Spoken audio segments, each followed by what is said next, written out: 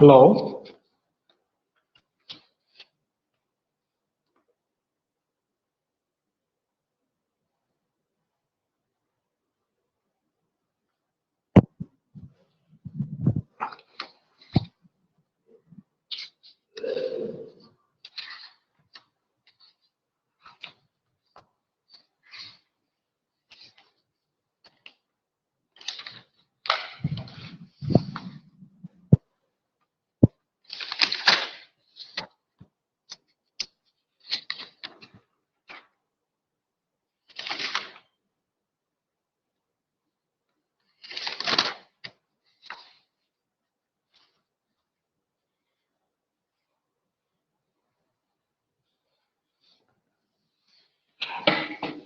Hello sir చెప్పండి sir. Okay, నిన్న problem attend అయినవా? నిన్న ప్రాబ్లం వేసావా చెప్పేదానికి? ఏం జరిగింది చూసావు క్లాస్లో? సార్ నేను రాలేదు సార్. చెప్పుకునేదానికి కాదు, పాఠాలు చెప్పుకునేదానికి ఆన్లైన్లో క్లాసులు జరిగేది. ఏం చెప్పమంటావు? నేను ఏమన్నా స్టోరీ చెప్పమంటావు? Cinema story?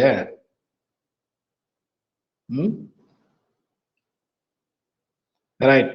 సో నిన్న క్లాస్లో ప్రాబ్లం వేశారు, దానికి సంబంధించినటువంటి వీడియో లింక్ ఉంటుంది, దాన్ని చూసి ప్రాబ్లమ్స్ నేర్చుకుని వేయాలి. ఏం వెంకటేష్? సరే సార్. ఊరికే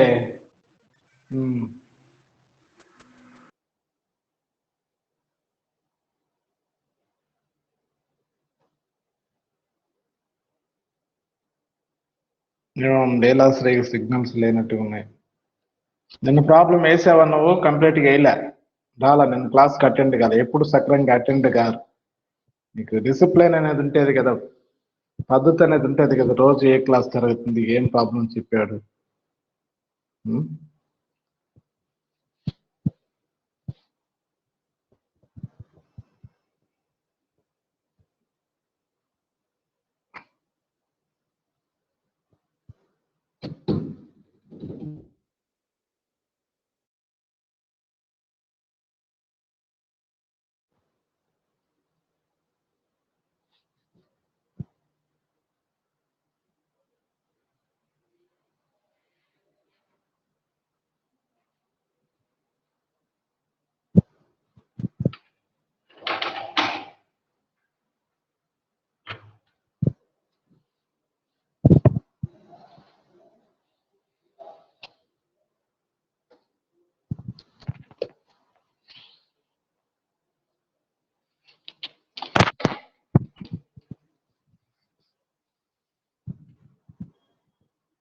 ఏమ్మా లీలాశ్రీ, ఏం మిగతా వాళ్ళంతా క్లాస్కి అటెండ్ కాలేదు? ఎవరేమో మహాలక్ష్మి. రైట్. నిన్న ప్రాబ్లం అది 6th ప్రాబ్లం కొరవ ఉంది కదమ్మా కొంచెము.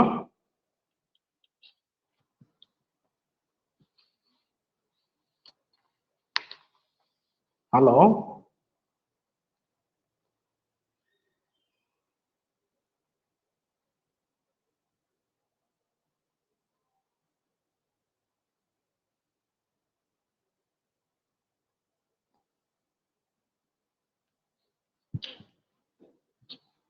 హలో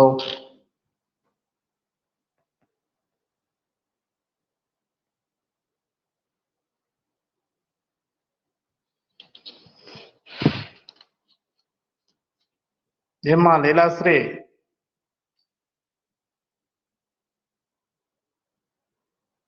సిగ్నల్ సరిగా లేనట్టు.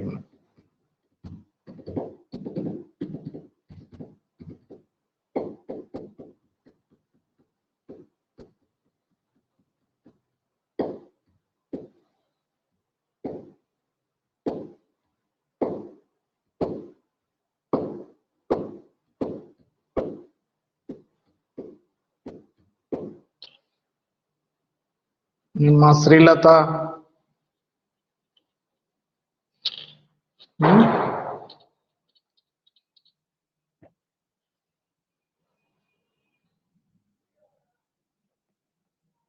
అమ్మా వినపడడం లేదా మీకు నా వాయిస్? శ్రీలత, లీలాశ్రీ,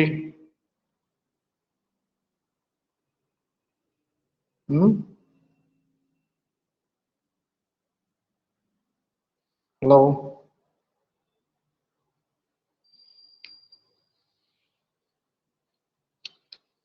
హలో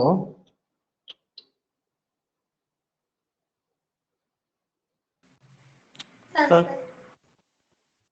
చెప్పమా. నిన్న ప్రాబ్లం వేసాం కదా, కొర వేయాలి కదా. నిన్న వేసిన ప్రాబ్లం చూడండి ఒకసారి మళ్ళీ. Revenue account of Aditya electrical supply company limited for the year ended 31/3/2016.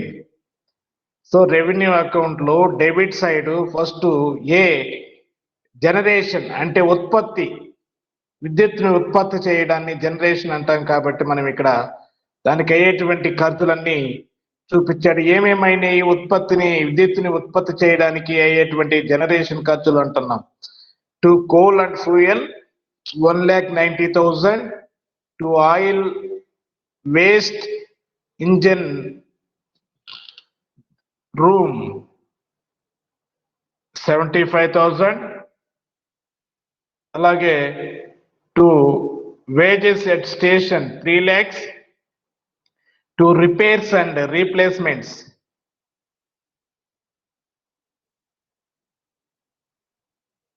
50,000. So total ఆ 16 lakhs 6,15,000, 6,15,000. అలాగే నెక్స్ట్ బి డిస్ట్రిబ్యూషన్ లేదు, పబ్లిక్ ల్యాంప్స్ లేదు, డి రెంట్ రేట్స్ ట్యాక్సెస్ లేదు, దాని రెంట్ రేట్స్ దాని కింద 2 రేట్స్ అండ్ ట్యాక్సెస్ వచ్చేసి 30,000, 30,000. అలాగే 2 మేనేజ్మెంట్ ఎక్స్పెన్సెస్ దాని కింద directors fee 1 lakh, securities and manager salaries, secretary and manager salaries 1,50,000, stationery printing and advertisements right 60,000, law and incidental charges 30,000, total 3,40,000. అలాగే G depreciation అని హెడ్డింగ్ పెట్టి దాని కింద 2 depreciation, buildings 11,250, machinery 60,000, mains 32,500, transformers 15,000, meters 15,000, electricity instruments 5,250. So ఇది expenses. దానికి సంబంధించినటువంటి ఐకి సంబంధించినటువంటి ఇన్కమ్స్ ఏమేమి వచ్చాయి? Sale of meter, sale of energy by meter వచ్చేసి 8,75,000, సేల్ ఆఫ్ ఎనర్జీ వచ్చేసి 5 lakhs, అలాగే మీటర్ రెంట్ ఇది 3 టోటల్ చేస్తే మనకు 14,05,000 ఇన్కమ్. టోటల్ ఇన్కమ్ లో నుంచి మనకు డెబిట్ సైడ్ ఉండేటువంటి ఎక్స్పెన్సెస్ అన్ని లెస్ చేసిన తర్వాత మనకు డిఫరెన్స్ క్రెడిట్ సైడ్ ఇన్కమ్ ఎక్కువగా ఉంది కాబట్టి నెట్ రెవెన్యూ అకౌంట్ 2,81,000 రాసాం. సో దాంట్లో నుంచి నెట్ రెవెన్యూ అకౌంట్ వేసాం for the year ended 31st March 2016. By balance broad down ఏం లేదు, డాష్ పెట్టుకున్నాం. అలాగే బై రెవెన్యూ అకౌంట్, అక్కడ రెవెన్యూ అకౌంట్ లో క్రెడిట్ బ్యాలెన్స్ ఉంది కాబట్టి ఇక్కడ కూడా బై రెవెన్యూ అకౌంట్ 2,81,000. అలాగే by interest on calls in arrears, interest due on calls in arrears at 5% on 1 lakh for 6 months 2,500. So ఇది టోటల్ మనకు 2,83,500. అలాగే debit side to interest on debentures మనం క్యాల్కులేట్ చేసాం దీని అని చెప్పాను. సో ఇంట్రెస్ట్ ఆన్ డిబెంచర్స్ ఎక్కడ ఇవ్వలేదు, కాకపోతే మనం చెల్లించాలి కాబట్టి రేట్ ఆఫ్ ఇంట్రెస్ట్ మనకు 6%, 15 lakhs మీద 90,000, టు ఇంట్రెస్ట్ ఆన్ డిబెంచర్స్ 90,000. అలాగే to contingency reserve fixed assets మీద 0.5 ఆర్ 1/2% ½ సగభాగం, అంటే మొత్తం దాంట్లో సగభాగం 50% కాదు 0.5. ఓకే, అది 19,400. రిమైనింగ్ వచ్చినటువంటి టోటల్ ఇన్కమ్ లో నుంచి ఈ రెండు తీసేసిన తర్వాత మనకు బ్యాలెన్స్ క్యారీ డౌన్ 1,74,100 వచ్చింది. ఇక్కడి వరకు మనం వేస్తున్నాం నిన్న. రైట్ నౌ ఇప్పుడు మనము ఇది కూడా చెప్పానా, Aditya electric supply company limited receives and expenditure on capital account for the year ended 31st March 2016. ఇది కూడా వేసామా? క్యాపిటల్ అకౌంట్ కూడా వేసామా? హలో సంధ్య శ్రీలత, లీలాశ్రీ వేసామా? నిన్న క్యాపిటల్ అకౌంట్ వేసామా లేదు మా లీలాశ్రీ?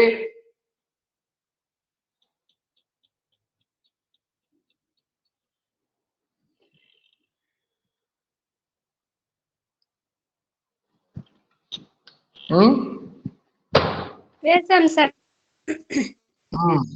ఏమేమి వేసామా క్యాపిటల్ అకౌంట్ లో? క్రెడిట్ సైడ్, రిసిప్ట్ సైడ్ ఏం వేస్తున్నాము? By equity shares 20 lakhs, current year 4 lakhs, total 24 lakhs. అంటే 1 lakh మనకు ట్రయల్ బ్యాలెన్స్ లో మాత్రం 25 lakhs అని ఇచ్చున్నాడు. సో అది అరేర్స్ మనకు రావాలి కాబట్టి కాల్స్ డ్యూ ఇన్ అరేర్స్ కాబట్టి అది తీసేసి రిమైనింగ్ 24,000 మనం చూపించాం. అలాగే 6% డెబెంచర్స్ 15 lakhs, టోటల్ కూడా 15 lakhs లో చూపించాం. సో కాబట్టి మనం ఇక్కడ టోటల్ డెబిట్ సైడ్ ఫస్ట్ కాలంలో 35 lakhs, సెకండ్ కాలంలో 4 lakhs, టోటల్ కాలంలో 39 lakhs వచ్చింది. అలాగే debit side to free hold land 9,30,000, current year లేదు, డాష్, టోటల్ కూడా 90,000. 2 బిల్డింగ్స్ ఓపెనింగ్ లో 4 lakhs, మళ్ళీ 1 lakh పర్చేజ్ చేశారు కాబట్టి 5 lakhs కి వేసాము. అలాగే machinery at station 6 lakhs, 4 lakhs purchase చేస్తే టోటల్ 10 lakhs వేసాం. అలాగే next mains 5 lakhs, 3 lakhs purchase చేసాం కరెంట్ ఇయర్ లో, టోటల్ 8 lakhs. అలాగే మీటర్స్ 50,000, 1 lakh కాబట్టి 1 lakh పర్చేజ్ చేశారు, టోటల్ 1,50,000. అలాగే జనరల్ స్టోర్స్ 1,60,000 కరెంట్ ఇయర్ లో పర్చేజ్ చేసింది 1,60,000, 75,000, టోటల్ వచ్చేసి 2,35,000. అలాగే electrical instruments 30, current year 10, total 40,000. అలాగే last one office furniture 25,000, current year ఏమీ లేదు కాబట్టి టోటల్ కాలంలో కూడా 25,000. సో ఇది మనం ఎక్స్పెండిచర్ టోటల్ చేసినట్లయితే ఫస్ట్ కాలం 27,95,000, current year total capital expenditure 10,85,000. రెండు కలుపుకుంటే మనకి ఇక్కడ 38,80,000 వస్తుంది. క్రెడిట్ సైడ్ 39 lakhs ఉంది కాబట్టి లాస్ట్ కాలంలో మాత్రము బై తెలిసిన నిల్వ, బై బ్యాలెన్స్ క్యారీ డౌన్ అని పెట్టేసి 30,000. సో ఇక్కడ వరకు మనం వేస్తున్నాం. అయితే రిమైనింగ్ మనం వేయాల్సింది balance sheet of Aditya electrical supply company limited on 31st March 2016. So దీన్ని ఇవ్వాలి. బ్యాలెన్స్ షీట్ గీసి పెట్టినారమ్మా శ్రీలత? ఏమేమి గీస్తున్నారు బ్యాలెన్స్ షీట్ లో? Liabilities rupees, assets rupees. Right.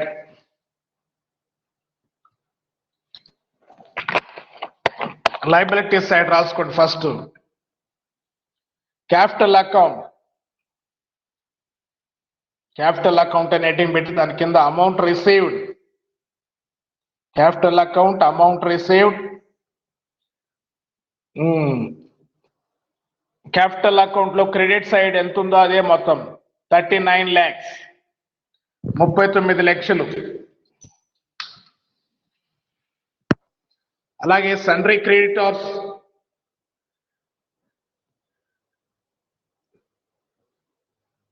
On open account 1 lakh, on open account 1 lakh.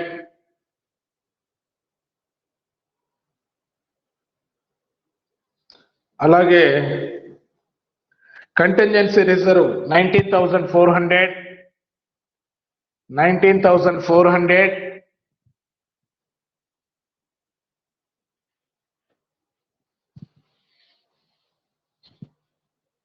అలాగే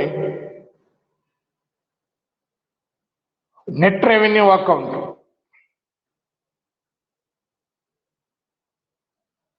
1,74,100, 1,74,100.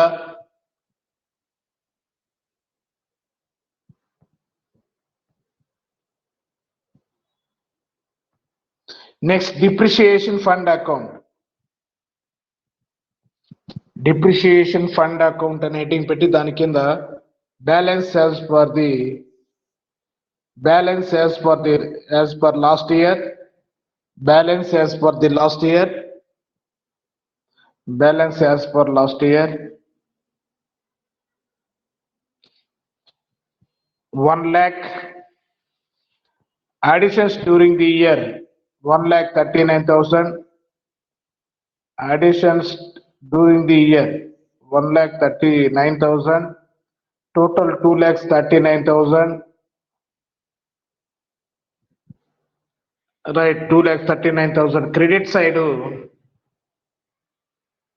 క్యాపిటల్ అకౌంట్ ఇక్కడ ఎంతైతే క్రెడిట్ సైడ్ టోటల్ కాలంలో 38,30,000 ఉంది కాబట్టి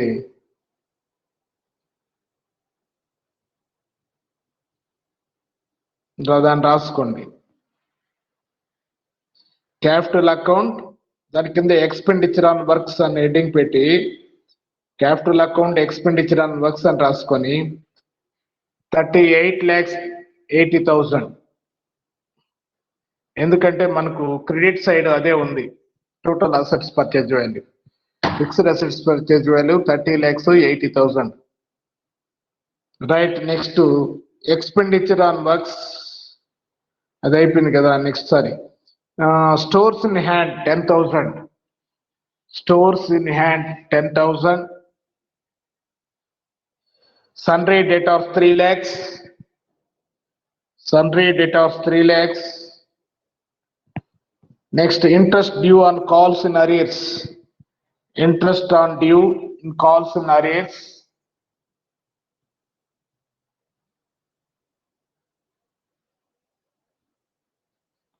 2,500. Last one, cash in hand and at bank 3,30,000. 3,30,000. So రెండు సైడ్లు జనరల్ బ్యాలెన్స్ షీట్ టోటల్ చేస్తే 45,22,500. 45,22,500.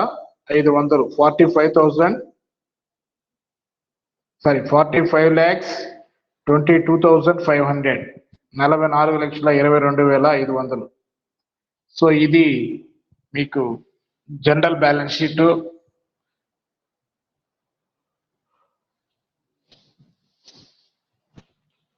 ఏమేం చెప్పాం మీకు ఇప్పుడు ఆ లెక్కలు ఏమేమి వేశారో ఒకసారి చూడండి. మీకు ఎక్కడైనా డౌట్ ఉంటే నన్ను అడగండి, నేను చెప్తాను.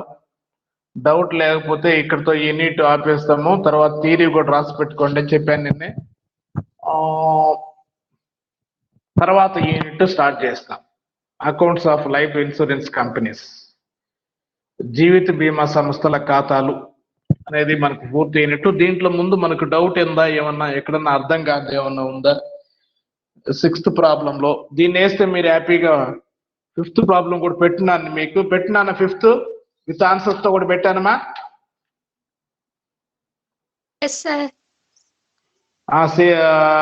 6th కూడా పూర్తిగా వచ్చేస్తుంది ప్రాబ్లం. రైట్. పోతే షార్ట్ నోట్స్ ఒకటి రాసి పెట్టుకోండి, ప్రాబ్లమ్స్ ప్రాక్టీస్ చేయండి యూనిట్ లో నుంచి. ఇప్పుడు నేను అడిగింది ఏంది మిమ్మల్ని, దీంట్లో ఈ ప్రాబ్లంలో ఏదైనా డౌట్ ఉందా? డౌట్ ఉంటే మీరు అడిగితే నేను మళ్ళీ ఒకసారి మీకు ఎక్కడ డౌట్ ఉందో క్లియర్గా ఎక్స్ప్లెయిన్ చేస్తాను. పోతే మనకు 4th యూనిట్ స్టార్ట్ చేయాలి. దీంట్లో ఏమైనా డౌట్ ఉందా? Revenue account, net revenue account, capital account, general balance sheet.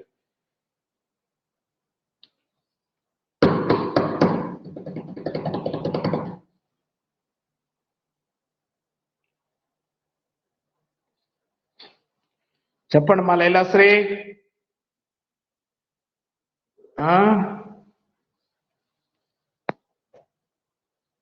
అర్థమైందమ్మా?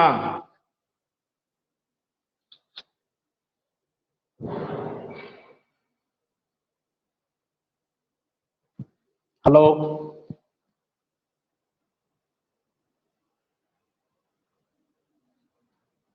ఏం పాపం సిగ్నల్స్ రావడం లేదా ఏమ్మా నీకు?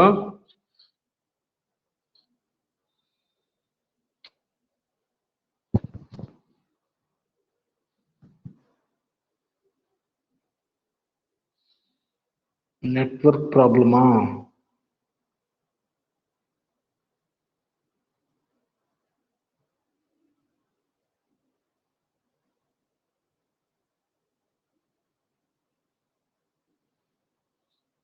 సరే అమ్మా. అయితే ఏమ్మా Srilatha,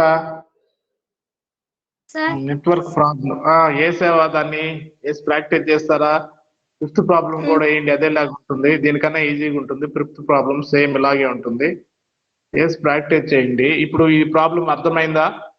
revenue account, net revenue. నేను అడుగుతున్నానని కాదు, మీకు వేసి ప్రాక్టీస్ చేశారా? Capital account, general balance sheet. So ఇవన్నీ అర్థమైంటే కనుక మనం ఈరోజు బ్రీఫ్ ఇంట్రడక్షన్ కింద 4th యూనిట్ స్టార్ట్ చేద్దాం. ఇది వేసి ప్రాక్టీస్ చేసుకోండి. ఏంది 4th unit? Accounts of life insurance companies. So accounts of life insurance companies.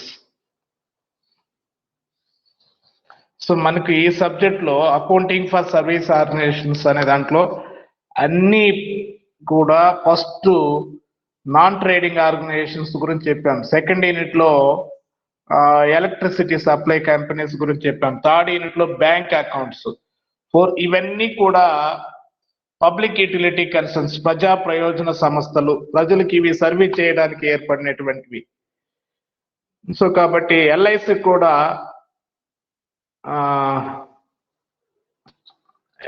Life insurance corporations companies కూడా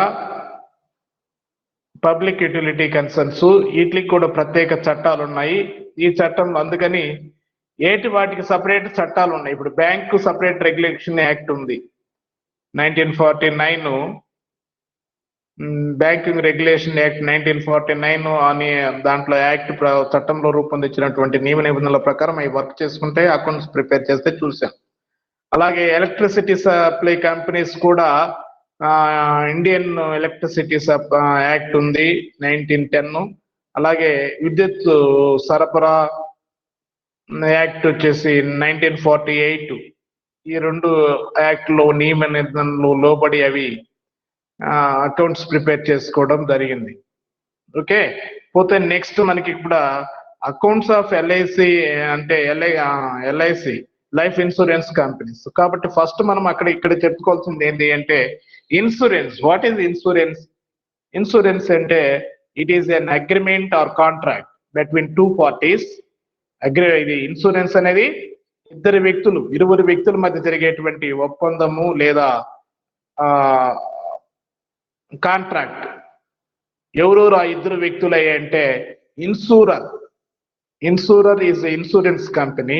అలాగే ఇన్సూర్డ్ అంటే ఇన్సూరెన్స్ ఎవరైతే కలిగి ఉన్నటువంటి వ్యక్తిని ఇన్సూరెన్స్ పాలసీదారుని ఇన్సూర్డ్ అంటారు. పాలసీ ఇన్సూరెన్స్ కంపెనీని ఇన్సూరర్ అంటారు. సో వీళ్ళిద్దరి మధ్య జరిగినటువంటి ఒప్పందము ఏంది? ఆ ఒప్పందం అదే ఇన్సూరెన్స్. కాబట్టి ఇక్కడ ఇన్సూరర్ ఏం చెప్తున్నాడు అంటే ఏదైనా అనుకోని సంఘటన వలన ఇన్సూర్డ్కి ఏర్పడేటువంటి నష్టాన్ని సో ఈ మేము దాని ఆ నష్టాలకి మేము నష్టపరిహారం నిర్ణీత మొత్తాన్ని మీకు నష్టపరిహారంగా చెల్లిస్తాము అని బీమా కంపెనీ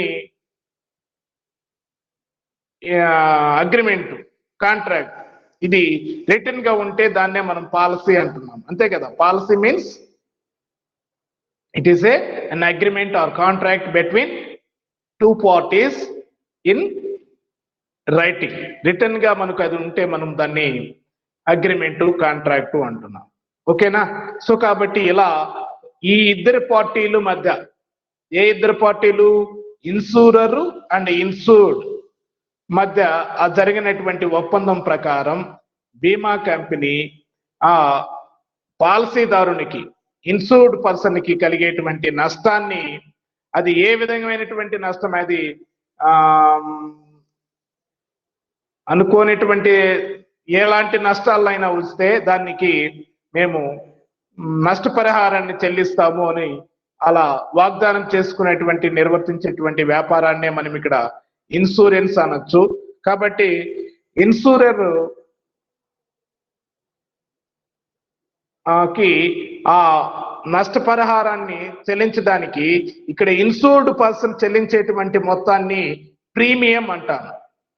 అదే ఇన్సూరర్ కంపెనీ అతనికి నష్టపరిహారం కింద చెల్లిస్తే దాన్ని క్లెయిమ్స్ అంటాము. ఇన్సూరెన్స్ కంపెనీకి ఇన్సూర్డ్ పర్సన్ ఆ పాలసీని నమోదు చేసుకున్న తర్వాత వాడు నిర్ణీత వాయిదాలలో నిర్ణీత మొత్తాన్ని బీమా కంపెనీకి చెల్లిస్తే ఇన్సూరర్ కి చెల్లిస్తే దాని ప్రీమియం అని, అలాగే ఇక్కడ క్లెయిమ్ అది బీమా కంపెనీ ఒక ఏం చేస్తుంది, నీకు అనుకోనటువంటి నష్టాల వల్ల నీకు ఆస్తులకు కానీ లేదా ఇతర ప్రాణ నష్టం కానీ ఇంకా ఎలాంటి నష్టాలు జరిగినా సరే నీకు ఆ నష్టాన్ని నష్టపరిహారం నిర్ణీత మొత్తంగా మేము చెల్లిస్తాము అని చెప్పేటువంటిది వ్యాపారాన్ని మనం ఇక్కడ ఇన్సూరెన్స్ వ్యాపారము అనొచ్చు. సో కాబట్టి వీళ్ళిద్దరి మధ్య జరిగినటువంటి ఆ అగ్రిమెంట్ లో వాళ్ళు ఇద్దరు కూడా ఇక్కడ బీమా కంపెనీకి ఇన్సూర్డ్ పర్సన్ చెల్లించేటువంటి మొత్తాన్ని ప్రీమియం అని, ఈ ప్రీమియం బీమా కంపెనీకి ఇన్కమ్ అవుతుంది, ఆదాయం అవుతుంది. మనము బ్యాంక్ అకౌంట్స్ లో లాగానే ఇక్కడ కూడా షెడ్యూల్స్ ఇస్తారు. ప్రీమియం అనేది ఆదాయం కనుక ఇక్కడ షెడ్యూల్డ్ 1 లో బీమా కంపెనీ ప్రీమియము, స్థూల ప్రీమియము, నికర ప్రీమియము అని చూపిస్తుంది. ఓకేనా. సో కాబట్టి షెడ్యూల్డ్ 1 శీర్షిక కింద ఈ ప్రీమియం ని చూపించడం జరుగుతుంది. అలాగే మనం ఇక్కడ బీమా కంపెనీకి నిర్ణీత మొత్తం ఆ పాలసీదారుడు నిర్ణీత కాలంలో నిర్ణీతమైనటువంటి మొత్తాన్ని, అది నెలకి కానీ లేదా 3 నెలలకు కానీ సంవత్సరానికి ఒకసారి కానీ ఇన్సూర్డ్ పర్సన్ అంటే బీమా పాలసీదారుడు చెల్లించేటువంటి మొత్తాన్ని ప్రీమియం అన్నాం. అలాగే అతనికి జరిగినటువంటి నష్టాన్ని లేకపోతే ఇతర ఆస్తి నష్టము లేదా ప్రాణ నష్టము సంభవించినప్పుడు అతనికి నష్టపరిహారాన్ని చెల్లిస్తే దాన్ని బీమా కంపెనీ చెల్లిస్తుంది. కాబట్టి దాన్ని క్లెయిమ్స్ అంటాం. ఏమంటాము? క్లెయిమ్స్, ఉపకరణాలు. కాబట్టి అవి బీమా కంపెనీకి షెడ్యూల్డ్ 4 కింద క్లెయిమ్స్ కింద చూపిస్తుంది. ఇంకా ఏమేం క్లెయిమ్స్ ఉన్నాయి అంటే క్లెయిమ్స్ 2 రకాలుగా నష్టపరిహారాలు చెల్లిస్తుంది బీమా కంపెనీ. ఒకటి ఏంది అంటే ఇక్కడ మళ్ళీ దాని గురించి మళ్ళీ చెప్తాను, ఎందుకంటే మనకు మళ్ళీ ఇన్సూరెన్స్ లో అకౌంటింగ్ చూస్తే ఇన్సూరెన్స్ ని మనము 2 టైప్స్ గా మనం చెప్పుకోవచ్చు. ఒకటి general insurance, another one life insurance. So కాబట్టి from the accounting point of view, insurance may be divided into 2 types. They are life insurance, general insurance. జీవిత బీమా, సాధారణ బీమా. జీవిత బీమా అనేది ఇది పాలసీదారునికి అతను మరణించడం వల్ల కానీ లేదా నిర్ణీత వయసును పొందినప్పుడు కానీ, అంటే నిర్ణీత ఒక పాలసీని ఒక 20 ఏళ్ళకో 30 ఏళ్ళకో చేసుకున్నాడు అనుకో అతను, ఆ పాలసీ గడువు ముగిస్తేనే అతనికి నిర్ణీతమైనటువంటి మొత్తానికి అతను బీమా కంపెనీ చెల్లించాలి క్లెయిమ్ గా. అర్థమవుతుందా? సో కాబట్టి ఇక్కడ లేదా మరణం, ఈ రెండిట్లో ఏది ముందు జరిగితే దానికి బీమా కంపెనీ క్లెయిమ్ చెల్లిస్తుంది. అర్థమవుతుందా? సో కాబట్టి జనరల్ ఇన్సూరెన్స్ వేరు, లైఫ్ ఇన్సూరెన్స్ వేరు. ఇక్కడ లైఫ్ ఇన్సూరెన్స్ అనేది ఇక్కడ పాలసీదారునికి అతనికి మరణం వల్ల కానీ లేదా నిర్ణీత వయసుని పొందినప్పుడు కానీ అతనికి, అంటే ఒక 20 ఏళ్ళు పాలసీలు చేసుకున్నాడు అనుకోండి, ఈ మధ్యలోనే అనుకోని కారణాల వల్ల అతనికి ఏదైనా చనిపోయినాడు, అలాంటి సమయంలో అతనికి 20 సంవత్సరాలకు ముందే బీమా కంపెనీ క్లెయిమ్ చెల్లిస్తుంది. లేదు ఒక నిర్ణీత కాలంకి మనం చెప్పుకున్నట్టు 20 సంవత్సరాల కాలం చేరుతానే అది గడువు తీరడం వల్ల క్లెయిమ్స్ అంటాము, మరణాల వల్ల క్లెయిమ్స్ అంటాము. సో కాబట్టి ఈ క్లెయిమ్స్ రెండింటిని బీమా కంపెనీ ఖర్చుల కింద చూపించి దాన్ని షెడ్యూల్ 4 షీట్స్ కింద చూపించడం జరుగుతుంది. సో ఇది ఇక్కడ మనకు లైఫ్ ఇన్సూరెన్స్ అనేది వ్యక్తి యొక్క జీవితానికి సంబంధించినటువంటిది కాబట్టి అందుకనే మనం దీన్ని జీవిత బీమా అంటున్నాము.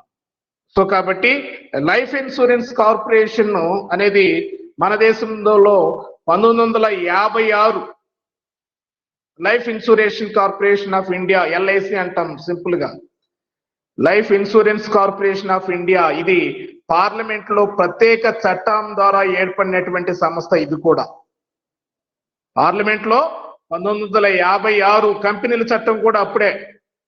సో కాబట్టి అప్పటి నుంచి మన దేశంలో ఎల్ఐసి ఉంది.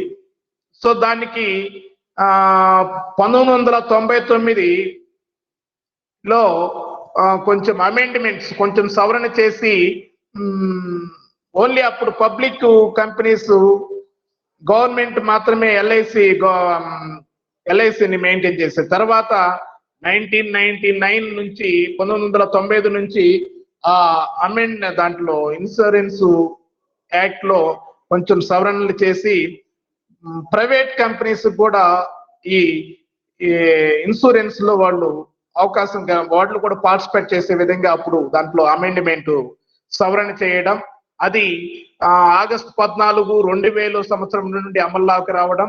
అప్పుడు దాన్ని మనము insurance regulatory and development authority, insurance IRDA అంటాము, IRDA, insurance regulatory and development authority. అది బీమా కంపెనీలకి, భారతదేశంలో ఉండేటువంటి ప్రైవేటు పబ్లిక్ అన్ని బీమా కంపెనీలకు సంబంధించినటువంటి నియమ నిబంధనలన్నీ కూడా అది రూపొందించడం జరుగుతుంది. దాని ప్రకారము ఇవి భారతదేశంలో ఉండేటువంటి బీమా కంపెనీలు, ప్రైవేట్ బీమా కంపెనీలు కానీ పబ్లిక్ బీమా కంపెనీలు కానీ ఏవైనా కూడా ఆ నియమ నిబంధనలకు లోబడి వాళ్ళు ఫైనల్ అకౌంట్స్ ప్రిపేర్ చేసుకోవడం జరుగుతుంది. అలాగే నెక్స్ట్ అనదర్ వన్ మనం చెప్పినటువంటిది జనరల్ ఇన్సూరెన్స్. లైఫ్ ఇన్సూరెన్స్ అంటే ఇది మనిషి వ్యక్తికి మరణం వలన కానీ లేదా నిర్ణీత గడువు తీరడం వల్ల కానీ, తర్వాత నిర్ణీతమైనటువంటి మొత్తాన్ని చెల్లిస్తామను వాగ్దానం చేసేటువంటి ఆ కాంట్రాక్ట్ ఒప్పందాన్ని మనం ఇక్కడ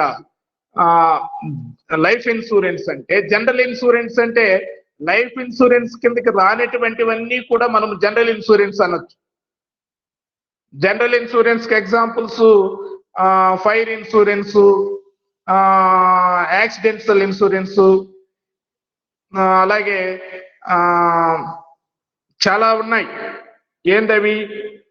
fire insurance, marine insurance, accidental insurance, అలాగే third party insurance, workmen compensation, consequential loss, అనుషంగిక నష్టం, ఇలాంటివన్నీ కలిపి మనము జనరల్ ఇన్సూరెన్స్ కిందకి తీసుకుంటాం. సో కాబట్టి జనరల్ ఇన్సూరెన్స్ అనేది మనం గుర్తుపెట్టుకోవాల్సింది ఏంటి అంటే ఇది మనము లైఫ్ ఇన్సూరెన్స్ అనేది మనిషి ఆ పాలసీ గడువు ఎంతవరకు అయితే ఉంటుందో అంతవరకు వర్తిస్తుంది. అర్థమవుతుందా? అంటే వాడు 20 సంవత్సరాలకు పాలసీ చేసుకుంటే 20 సంవత్సరాల వరకు గడువు తీరి ఆ వయసు, నిర్ణీత వయసు వచ్చే వరకు, లేదా ముందుగా మరణం సంభవిస్తే ఈ లోపల కూడా బీమా కంపెనీ అతనికి బీమా నష్టపరిహారం చెల్లించడానికి వాగ్దానం చేస్తుంది. కానీ ఇక్కడ జనరల్ ఇన్సూరెన్స్ లో ఓన్లీ మన అసెట్స్ మీద చేస్తున్నాం కాబట్టి ఇది ఓన్లీ 1 year కి మాత్రమే ఉంటుంది. మనం ఇన్సూరెన్స్ చేస్తే విత్ ఇన్ 1 year కి ఆ ఎల్ఐసి ఎండ్ అయిపోతుంది. మళ్ళీ తిరిగి మనము రెన్యువల్ కట్టుకోవాల్సి వస్తుంది. ఎవ్రీ ఇయర్ జనరల్ ఇన్సూరెన్స్ లో ఎవ్రీ ఇయర్ మనం రెన్యువల్ ప్రీమియం కడుతూ ఉంటే అది జనరల్ ఇన్సూరెన్స్ కి లైఫ్ ఇన్సూరెన్స్ కి ఆ విధమైనటువంటి డిఫరెన్స్ ఉన్నాయి కాబట్టి అకౌంట్స్ లో మనం ఇక్కడ ఈ రెండింటిని జనరల్ ఇన్సూరెన్స్ లైఫ్ ఇన్సూరెన్స్ ని సపరేట్ గా చెప్పుకోవడం జరుగుతుంది. ఓకే, అయితే మనం ఇక్కడ IRDA అని చెప్పాము, insurance regulatory and development authority అనేది ఇండియాలో 1949 నుంచి అమల్లోకి వచ్చింది. దీన్ని అప్పుడు చట్టాన్ని ఏర్పాటు చేశారు. అయితే అది ఆగస్టు 14, 2000 సంవత్సరం నుంచి ఈ బీమా కంపెనీలు, అది పబ్లిక్ బీమా కంపెనీలు, ప్రైవేట్ బీమా కంపెనీలు అన్ని కూడా అవి కూడా అకౌంట్స్ ప్రిపేర్ చేయాలనేది అప్పటి నుంచి చెప్పడం జరిగింది. ఎప్పటి నుంచి? ఆగస్టు 14, 2000 సంవత్సరం నుండి బీమా కంపెనీలు, అది ప్రైవేట్ బీమా కంపెనీలు కానీ పబ్లిక్ బీమా కంపెనీలు అన్ని కూడా వాళ్ళు ముగింపు లెక్కలు తయారు చేసుకోవాలని చెప్పడం జరిగింది. ఒక్క నిమిషం.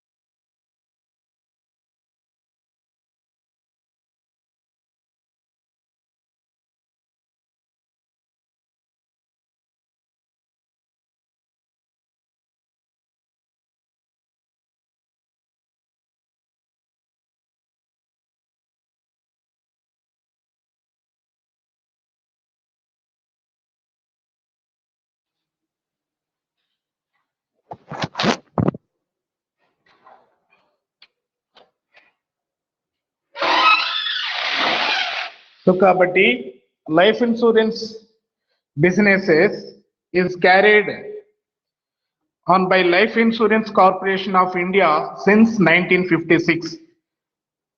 ఓకే, అలాగే ఇక్కడ general insurance includes all types of insurance except life insurance తప్ప రిమైనింగ్ అన్ని దీంట్లో ఇంక్లూడ్ అయ్యింది. ఫైర్ ఇన్సూరెన్స్, మెరైన్ ఇన్సూరెన్స్, సముద్ర బీమా, యాక్సిడెంట్స్ ఇన్సూరెన్స్, అలాగే fidelity and third party workmen compensation and consequential loss, ఇవన్నీ ఇన్సూరెన్స్లు అన్ని కూడా జనరల్ ఇన్సూరెన్స్ కిందకి వస్తాయి. సో కాబట్టి under this type of insurance insurer takes to the indemnify loss suffered by the insured or insured person కి యొక్క అసెట్స్ కి ఏదైనా నష్టం వాటిల్లినట్లయితే ఇక్కడ వాడు నష్టపరిహారం పొందడానికి వీలవుతుంది. అక్కడ జనరల్ ఇన్సూరెన్స్ అనేది ఇది.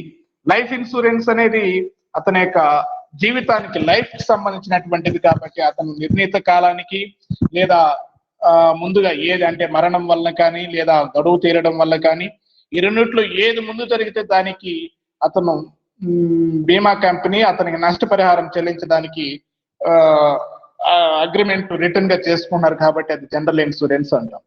అలాగే మనం ఇంకా ఇక్కడ accounts of life insurance companies,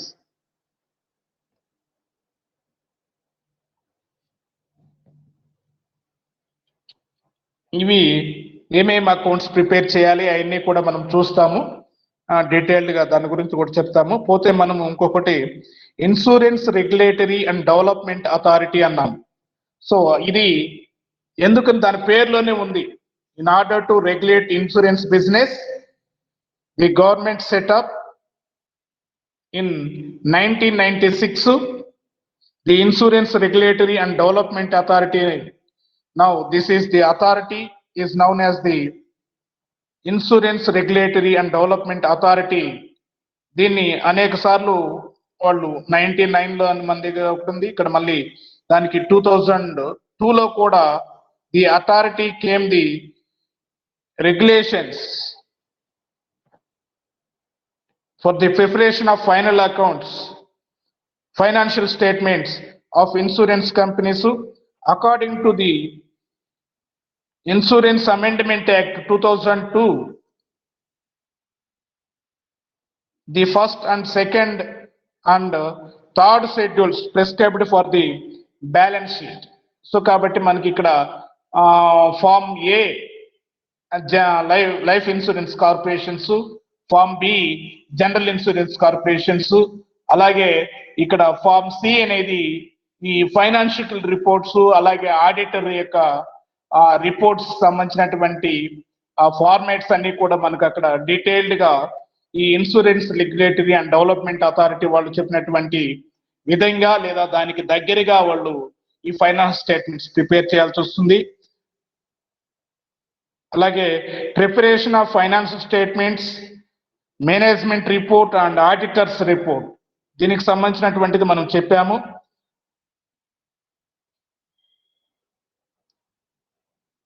An insurer carrying on life insurance businesses after the commencement of these these regulations shall comply with the requirements of Form A. Life insurance business Form A లోని ఉన్నటువంటి నియమ నిబంధనలు వర్తిస్తాయి. అలాగే an insurance carrying on general insurance businesses after the commencement of these regulations shall comply with the requirements of Form B. అలాగే third one వచ్చేసి the report of the auditors on the financial statements of every insurer company and reinsurance అంటే మళ్ళీ నేను మీకు చెప్తాను, shall be in the conformity with the requirements of Form C. So కాబట్టి మనకు జీవిత బీమా సంస్థలు ఫామ్ ఏ లోని నియమ నిబంధనలు వర్తిస్తాయి, సాధారణ బీమా సంస్థలు ఫామ్ బి లోని నియమ నిబంధనలు వర్తిస్తాయి. అలాగే ఈ బీమా సంస్థలు అలాగే పునర్బీమా సంస్థలు వాటికి సంబంధించినటువంటి ఫైనాన్షియల్ రిపోర్ట్స్, వాటిపై ఆడిటర్ యొక్క నివేదిక, ఇవన్నీ కూడా ఫామ్ సి లోని నియమ నిబంధనలకు దగ్గరగా ఉండే విధంగా మనం ప్రిపేర్ చేయాల్సి వస్తుంది. అలాగే మనం ప్రిపేర్ చేస్తాము. సో ఇది మనకు ఈ అకౌంట్స్ ఆఫ్ ఇన్సూరెన్స్ కంపెనీస్ లో మనకు వచ్చేటువంటిది. అలాగే మనకి ఇక్కడ ఈ ప్రాబ్లం లైక్ ఎంటర్ అవ్వబోయే ముందు మనము ఇక్కడ కొన్ని ప్రీమియం అంటే ఏందో మనకు క్లియర్ గా అర్థం తెలుసుండాలి. ఏంది ప్రీమియం అంటే? ప్రీమియం అంటే ఏం చెప్పామ్మా?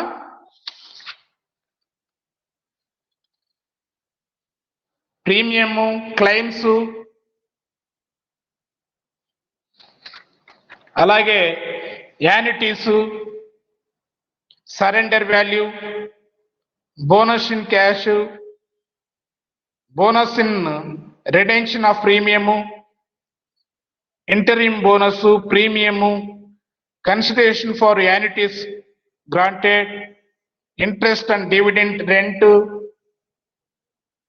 registration fees, reinsurance, commission on insurance accepted. So ఇవన్నీ మనము ఇక్కడ తెలుసుకోవాల్సినటువంటి కొన్ని explanation of some of the items in revenue account. మనం రెవెన్యూ అకౌంట్ ప్రిపేర్ చేయబోయే ముందు ఈ అంశాలన్నిటి గురించి మనకు క్లియర్ కట్ గా ఐడియా ఉండాలి. ఆల్రెడీ నేను క్లెయిమ్స్ అంటే ఏమి చెప్పాను. ఇన్సూరర్ కంపెనీ ఇన్సూర్డ్ పర్సన్ కి జరిగినటువంటి నష్టపరిహారాన్ని చెల్లించేటువంటి మొత్తాన్ని మనము క్లెయిమ్స్ అంటాము, ఉపకారాలు అంటాము క్లెయిమ్స్. ఇది షెడ్యూల్డ్ 4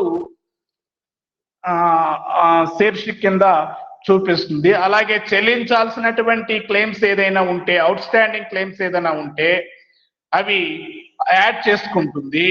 అడిషనల్ ఇన్ఫర్మేషన్ లో ఇస్తే మాత్రము అటు రెవెన్యూ అకౌంట్ లోను ఇటు బ్యాలెన్స్ షీట్ లోను రెండు దగ్గర చూపించాలి. ట్రయల్ బ్యాలెన్స్ లో ఇస్తే మాత్రము ఓన్లీ వాళ్ళు బ్యాలెన్స్ షీట్ లో మాత్రమే చూపిస్తే సరిపోతుంది. మామూలుగా మనము కంపెనీ అకౌంట్స్ ఎలాగైతే ప్రిపేర్ చేసేటప్పుడు అకౌంటింగ్ రూల్స్ అండ్ రెగ్యులేషన్స్ ఎలాగైతే ఫాలో అవుతామో సేమ్ రూల్స్ రెగ్యులేషన్స్ ఇక్కడ వస్తాయి. కాకపోతే నమూనా ఫార్మాట్స్ అవి మాత్రమే ఇక్కడికి అక్కడికి డిఫరెన్సెస్ వస్తాయి. రైట్. సో అది కాబట్టి క్లెయిమ్స్ ప్రీమియం అంటే ఎందుకు కూడా చెప్పాము. ఇన్సూరెన్స్ కంపెనీకి పాలసీదారుడు నిర్ణీతమైనటువంటి కాలానికి చెల్లించేటువంటి నిర్ణీతమైనటువంటి మొత్తాన్ని మనం ఇక్కడ ప్రీమియం గా చెప్పుకోవచ్చు. కాబట్టి ఇది బీమా కంపెనీకి ఆదాయం అవుతుంది కనుక ఇది షెడ్యూల్డ్ 1 షేర్స్ కింద చూపిస్తుంది. షెడ్యూల్డ్ 1 లో ఇంకా రావాల్సినటువంటి ప్రీమియంలు ఏదైనా ఉన్నట్లయితే దానికి యాడ్ చేసుకుంటుంది. ఈ రావాల్సినటువంటి ప్రీమియంలు షెడ్యూల్డ్ 12లో మనకు అడ్వాన్సెస్ అండ్ అదర్ అసెట్స్ కింద 2 దిక్కులో చూపించాలి. కాబట్టి షెడ్యూల్డ్ 1లో ప్రీమియంకి యాడ్ చేస్తుంది రావాల్సినటువంటి ప్రీమియం అని. అలాగే బ్యాలెన్స్ షీట్ లో కూడా చూపించాలి కాబట్టి అసెట్ కింద. కాబట్టి షెడ్యూల్డ్ 12లో దీన్ని అడ్వాన్సెస్ అండ్ అదర్ అసెట్స్ కింద షెడ్యూల్డ్ 12లో కూడా చూపించడం జరుగుతుంది. అలాగే మనం ఇంకా క్లెయిమ్స్ గురించి చెప్పాము. పోతే యాన్యుటీ వార్షికాలు. యాన్యుటీ అంటే ఇక్కడ పాలసీదారుల దగ్గర నుంచి ఒక నిర్ణీతమైనటువంటి మొత్తాన్ని ఒకేసారి భారీ మొత్తంలో బీమా కంపెనీ తీసుకొని అతనికి నెలసరి కానీ సాలుసరి కానీ మంత్లీ కానీ ఆర్ ఇయర్లీ కానీ నెలకి కొంత చొప్పున అతనికి ఈ యాన్యుటీ చెల్లిస్తూ ఉంటుంది, వార్షికాలు చెల్లిస్తూ ఉంటుంది. ఎందుకే ఇలాంటిదంటే ఎవరైనా రిటైర్డ్ అయిపోయినటువంటి ఎంప్లాయీస్ ఉంటారు, వాళ్ళకి పెద్ద అయిన తర్వాత ఎవరు పట్టించుకునే వాళ్ళు లేరు అనుకోండి, వృద్ధాప్యంలో ఉన్నటువంటి అలాంటి వాళ్ళు ఏం చేస్తారంటే వాళ్ళ దగ్గర ఉన్నటువంటి మొత్తం సొమ్ముని ఎల్ఐసి కంపెనీలో డిపాజిట్ చేసుకొని దాని మీద bank every interest rate of interest కలిపి ఎవ్రీ ఇయర్ లేదా మంత్లీ అతని యొక్క అవసరాలకి ఎంతైతే అవసరం అవుతుందో అంత మొత్తాన్ని చెల్లిస్తూ వస్తుంది. సో దాన్ని మనం ఇక్కడ యాన్యుటీస్ అంటాం, వార్షికాలు అంటాం, యాన్యుటీ. సో కాబట్టి దానికోసం ఆ పాలసీదారుడు ముందుగా ఒకే మొత్తంలో ఒకేసారి చెల్లించేటువంటి ఆ మొత్తాన్ని ఏమంటామయ్య అంటే కన్సిడరేషన్ ఫార్ యాన్యుటీస్ గ్రాంటెడ్. సో వార్షికాల చెల్లింపునకు ప్రతిఫలం అంటాం. వార్షికాల చెల్లింపునకు ప్రతిఫలం, కన్సిడరేషన్ ఫార్ యాన్యుటీస్ గ్రాంటెడ్. వార్షికాల చెల్లింపులకు ప్రతిఫలంకి బీమా కంపెనీకి ఇతను చెల్లించేటువంటి మొత్తాన్ని దాన్ని మనము కన్సిడరేషన్ ఫర్ యాన్యుటీస్ గ్రాంటెడ్ అంటాము. ఇది ఆదాయం కనుక ఇది అదర్ ఇన్కమ్స్ కింద చూపించుకుంటుంది ఈ యాన్యుటీస్. అలాగే బీమా కంపెనీ ఈ యాన్యుటీస్ కోసం తీసుకునేటువంటి మొత్తాన్ని మనము కన్సిడరేషన్ ఫర్ యాన్యుటీస్ అంటున్నాం. బీమా కంపెనీ చెల్లించేటువంటి యాన్యుటీస్ ఏమంటాము అంటే అది కూడా ఖర్చు కాబట్టి దాన్ని కూడా షెడ్యూల్డ్ 4లో క్లెయిమ్స్ కింద చూపిస్తుంది. యాన్యుటీస్ ఎంత చెల్లిస్తుంది అనేది ఇవన్నీ కూడా షెడ్యూల్డ్ 4 కింద చూపిస్తుంది. అలాగే నెక్స్ట్ వచ్చేసి సరెండర్ వాల్యూ అంటాం. అంటే ఎవరైనా పాలసీదారుడు బీమా కంపెనీకి నిర్ణీత గడువు లోపల ఆ ప్రీమియం మొత్తం చెల్లించడం మానేసినప్పుడు అలాంటి వాటాన్ని బీమా కంపెనీ అప్పటి వరకు వాడు ఎంతైతే చెల్లించున్నాడో ఆ మొత్తాన్ని తిరిగి వాడికి సరెండర్ చేసేయడం జరుగుతుంది. దాన్ని అతను బీమా కంపెనీ బీమా పాలసీదారుడు చెల్లించినటువంటి మొత్తాన్ని వాడు సక్రమంగా నిర్ణీతమైనటువంటి సమయం లోపల ఆ గడువు లోపల ప్రీమియం చెల్లించడానికి మానేసినప్పుడు అలాంటి వాటాన్ని బ్యాంకు అలాంటి పాలసీల మీద ఉన్నటువంటి వాడు అప్పటి వరకు వాడు కట్టినటువంటి మొత్తము దానికి నిర్ణీతమైనటువంటి వడ్డీని కట్టి జమ కట్టి వాడికి తిరిగి చెల్లించేయడం జరుగుతుంది. సో దాన్ని మనం ఇక్కడ సరెండర్స్ అంటాం, సరెండర్ వాల్యూ. తెలుగులో వదులుకోళ్ళు అంటాం. ఏమంటాము? వదులుకోళ్ళు, సరెండర్స్, వదులుకోళ్ళు వాల్యూ అంటాం. అలాగే బోనస్ ఇన్ క్యాష్. సో కాబట్టి కొన్నిసార్లు ఏం చేస్తుంది అంటే ఈ బీమా కంపెనీకి మనము ఇక్కడ రెవెన్యూ అకౌంట్ అంటే అది వాటాదారుల ఖాతా అంటాం. రెవెన్యూ అకౌంట్ అంటే పాలసీదారుల అకౌంట్ అని. అలాగే ప్రాఫిట్ అండ్ లాస్ అకౌంట్ అంటే ఇది వాటాదారుల ఖాతా అంట. కాబట్టి నిజమైనటువంటి బీమా కంపెనీలో వచ్చేటువంటి బీమా కంపెనీలు సంపాదించేటువంటి నిజమైనటువంటి లాభాల్లో ఎవరికి ఎక్కువ వాటా రావాలి అంటే దగ్గర 90% పాలసీదారులకు చెందుతుంది. కాబట్టి అందుకనే మనం ఇక్కడ బోనస్ చెల్లిస్తుంది. వాళ్ళకు వచ్చేటువంటి ఆ రెవెన్యూస్ మిగిలిన ద్వారా బీమా కంపెనీ బోనస్ చెల్లిస్తూ ఉంటుంది పాలసీదారులకి. సో కాబట్టి ఆ బోనస్ అనేది ఎలా ఉంటుంది అంటే క్యాష్ రూపంలో అయినా చెల్లించవచ్చు, లేదా వాడు చెల్లించాల్సినటువంటి ప్రీమియం మొత్తం దానికి అడ్జస్ట్ చేస్తుంది. వాడు ప్రీమియం 10,000 చెల్లించాలనుకోండి, బీమా కంపెనీ ఈ సంవత్సరము 5,000 బోనస్ లేదా 2,000 చెల్లిస్తుంది అనుకోండి, ఈ వాడు కట్టాల్సినటువంటి ప్రీమియం కి దీన్ని అడ్జస్ట్ చేసి రిమైనింగ్ అమౌంట్ కట్టమంటుంది. దాన్ని మనం ఇక్కడ bonus reduction of bonus in reduction of premium, bonus reduction of premium అంటే ప్రీమియం నిమిత్తము వినియోగించినటువంటి దాన్ని బోనస్ అంటాం. దాన్ని మనం క్లియర్ గా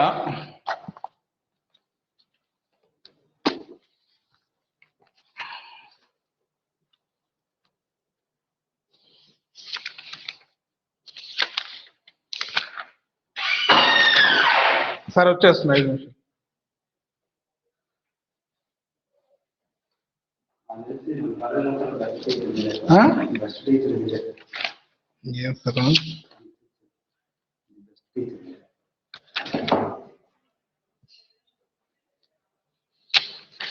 ఏం చెప్పాను?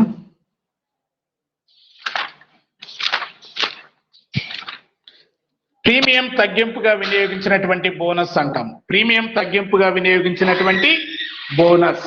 సో కాబట్టి దాన్నే bonus reduction of premium, bonus reduction of premium. ఎందుకంటే వాడు ప్రీమియం చెల్లించాలి ఎలాగో, మనం వాడికి బోనస్ కింద ఇవ్వాలి. కాబట్టి ఆ రెండింటికి సర్దుబాటు చేసి రిమైనింగ్ మొత్తాన్ని, అంటే వాడు 10,000 ఎవ్రీ ఇయర్ కడుతున్నాడు లేకపోతే ప్రతి నెల కడుతున్నాడు అనుకోండి, మనం ఆ సంవత్సరంలో బోనస్ ఒక 2,000 వాడికి ఇవ్వాలనుకుంటే రిమైనింగ్ ఈ 2,000ని వాళ్ళకి ఇవ్వకుండా వాడు కట్టాల్సినటువంటి ప్రీమియం కి అడ్జస్ట్ చేశాం. కాబట్టి ప్రీమియం తగ్గింపుగా వినియోగించినటువంటి బోనస్ అంటాం.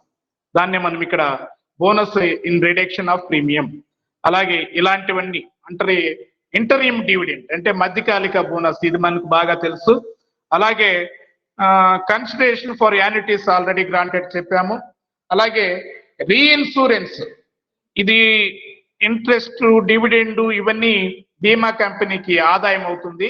సో ఇవన్నీ బీమా కంపెనీకి ఇన్వెస్ట్మెంట్స్ అన్ని కూడా మనం చేసేటువంటి పాలసీ మొత్తం అన్ని కూడా బీమా కంపెనీ, పబ్లిక్ కంపెనీ, బీమా కంపెనీ అయితే పబ్లిక్ కంపెనీస్ లో ఇన్వెస్ట్మెంట్ చేస్తుంది, వాటిపైన డివిడెండ్స్ ఇంట్రెస్ట్ అవన్నీ వస్తాయి. కాబట్టి అది బీమా కంపెనీకి అదర్ ఇన్కమ్స్ అవుతుంది. అలాగే నెక్స్ట్ రీఇన్సూరెన్స్ అని చెప్తున్నాం. రీఇన్సూరెన్స్ అంటే పునర్బీమా, అంటే ఒక బీమా కంపెనీ వేరొక బీమా కంపెనీతో ఈ దాన్ని ఏమంటాము, నష్టపరిహారాన్ని తగ్గించుకోవడం కోసం ఇంకొక బీమా కంపెనీతో ఒప్పందం కుదుర్చుకుంటుంది.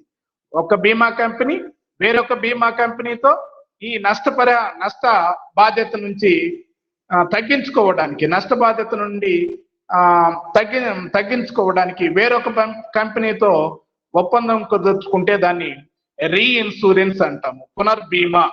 అంటే ఇప్పుడు వీడికి వచ్చినటువంటి ప్రీమియంలో వేరొక కంపెనీకి కొంత ప్రీమియం చెల్లిస్తుంది.